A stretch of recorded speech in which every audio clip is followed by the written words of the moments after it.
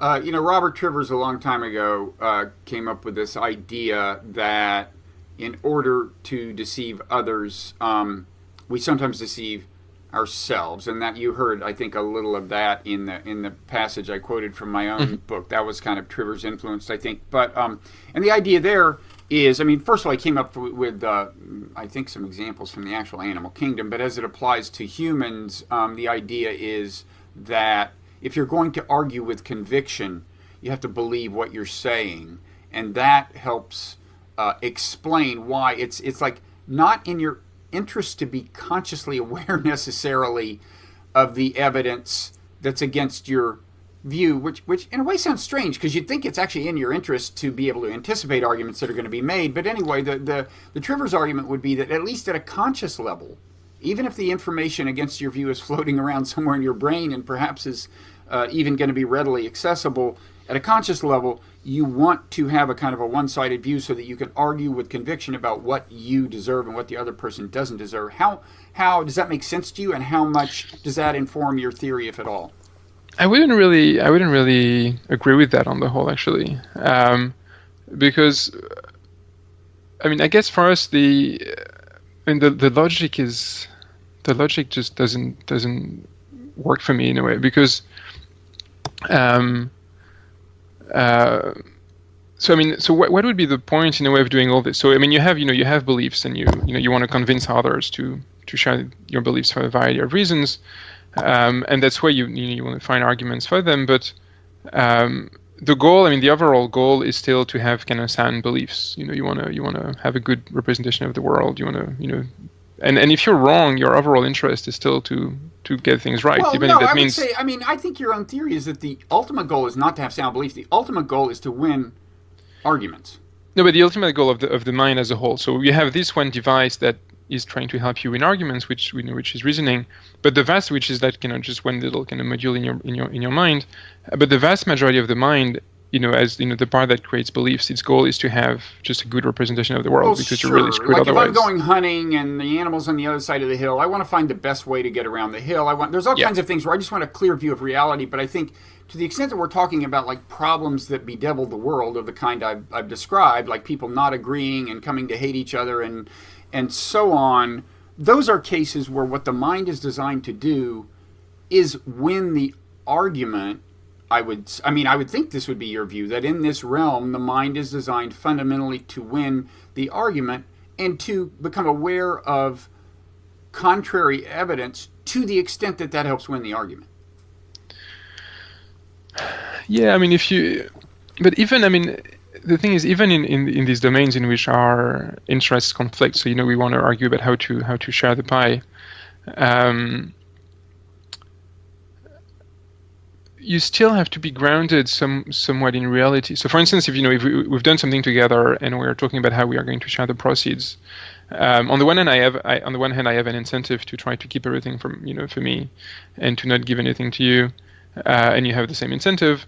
But then, if I really try to push that too hard, you're just never going to work with me together, or work with me again. So. I mean, we have an incentive to defend our reputation, which is extremely important, and without which we really couldn't work together at all. And to some extent, that entails a degree of objectivity and of kind of not being too much in bad faith.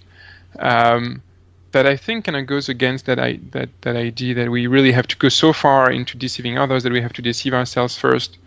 I mean, I see the whole thing as being much more cooperative than I think Trivers sees it. But to the extent that what you're saying is the case, wouldn't you see less confirmation bias? I mean, it's easy. Confirmation bias is entirely consistent with what he's saying. We are, at a conscious level at least, we're organizing the information.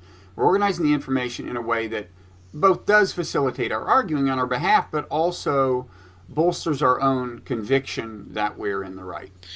Yeah, I think that's a side effect. That's kind of an unintended side effect of the confirmation bias. Because if you're talking with someone, so when the confirmation bias will really bolster your views is when you're reasoning on your own. Mm-hmm.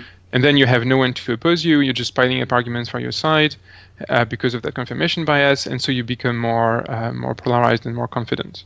I don't think that's what reasoning evolved for at all. That's just a side effect of the fact that we're in the world we live in. We spend too much time anticipating arguments that never come, and so that happens. Mm-hmm. But for us, really, reasoning evolved to work in a dialogic, interactive context, in which case the confirmation bias shouldn't do this. So if the two of us are talking, what the confirmation bias should do is help the two of us find arguments for our respective sides, and then in most cases, one of us is going to somewhat change their mind in the direction opposite to their own confirmation bias.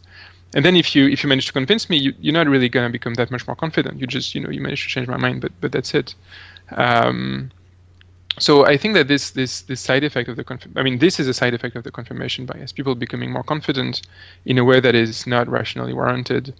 I don't think it's what you would have evolved for. Otherwise we'd just be reasoning on our own much more even than we are. And it would just be so kind of vastly maladaptive in many cases. Don't you think when people feel moral indignation, they feel they are in the right, generally speaking? And don't you think moral indignation is itself an evolved, adaptive thing?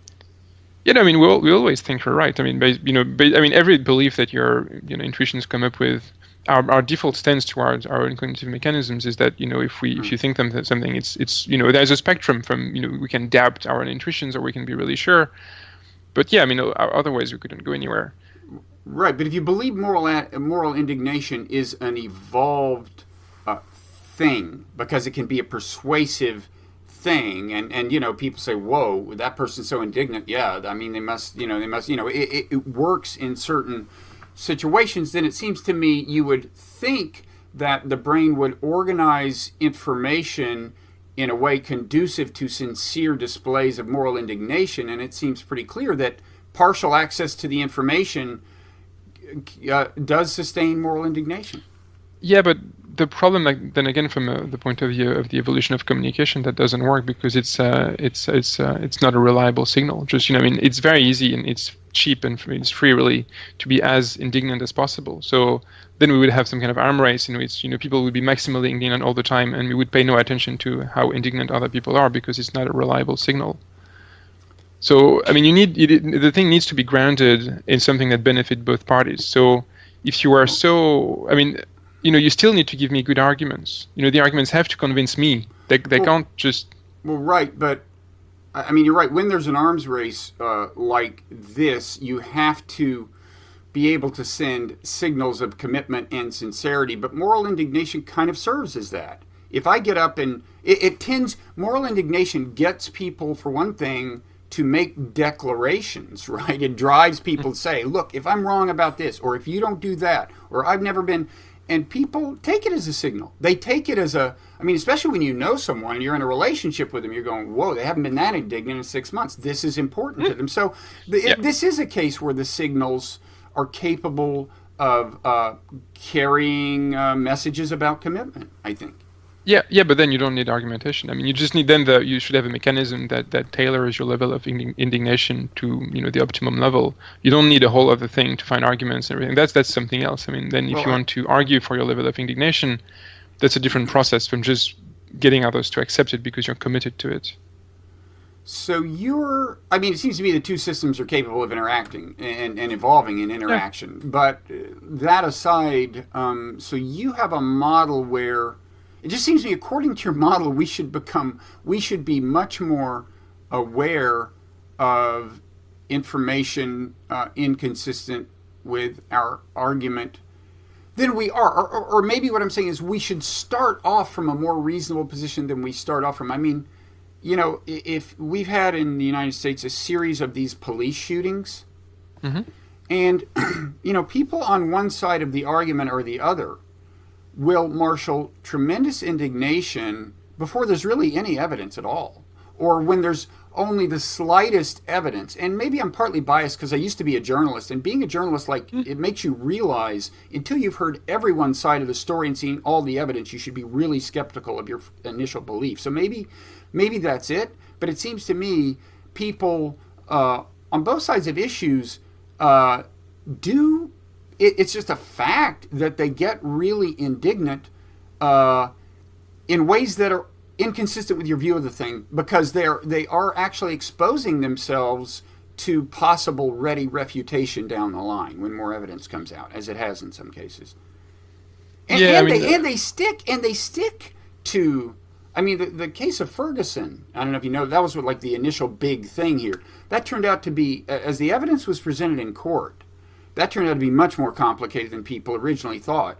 There are huge numbers of people in America who have not altered their beliefs one bit in light of that evidence. They still have an image of a guy who was just standing, minding his own business. They said, put your hands up. He put his hands up, and they shot him. It's totally clear that's not what happened, but these are human beings who, that seems to me inconsistent with your view. yeah, I mean,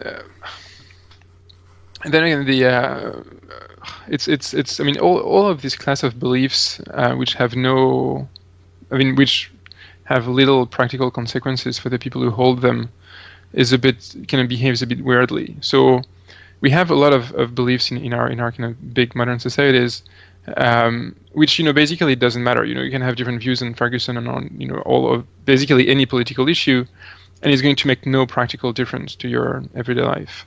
I mean, for the vast majority of us.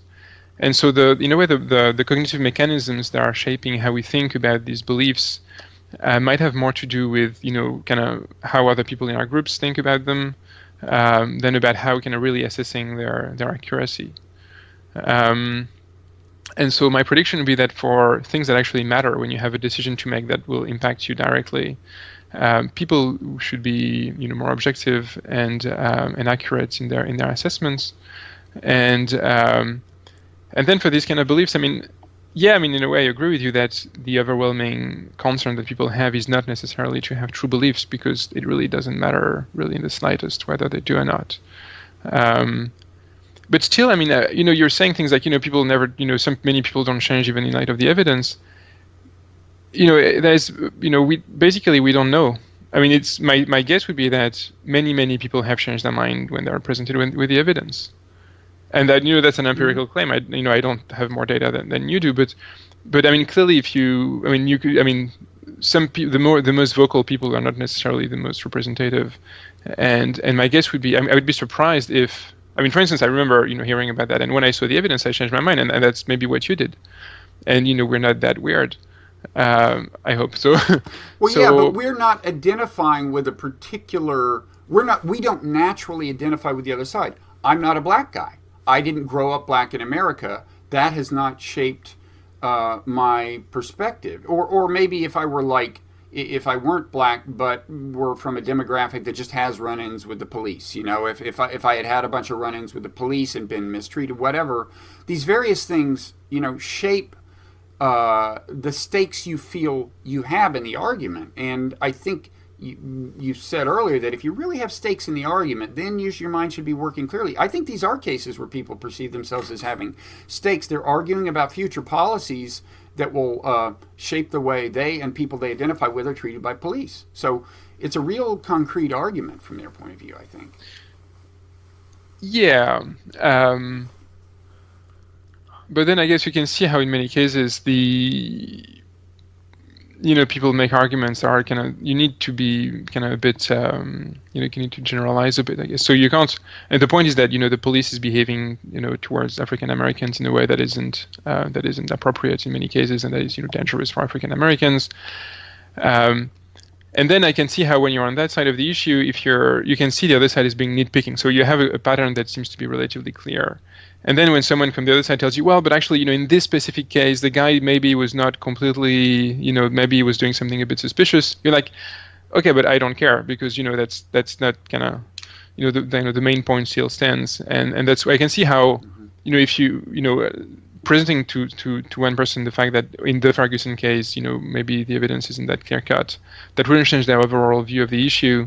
I wouldn't see that as being necessarily that surprising, because it's informed, as you were saying, by their personal experiences and by kind of maybe other data that is out there. Okay, one thing that may be relevant here. You said that the people, the most vocal people, may not be representative of all the people. One thing about the most